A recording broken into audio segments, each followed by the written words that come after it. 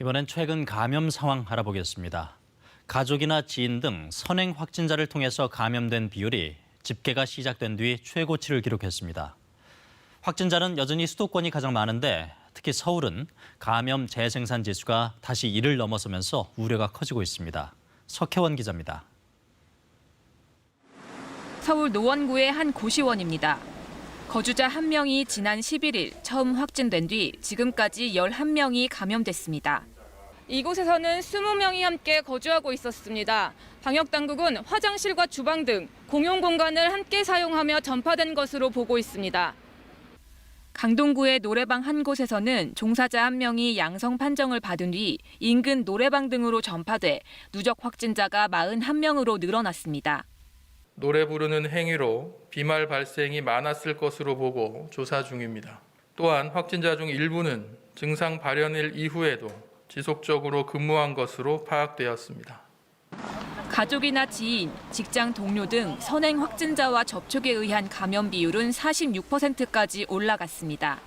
지난해 8월 집계가 시작된 이후 최고치입니다.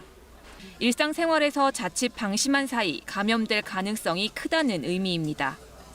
특히 전국의 감염 재생산 지수는 1 이하로 내려간 반면 서울은 3주 만에 다시 1을 넘어서 수도권을 중심으로 한 감염 확산 우려가 더 커졌습니다.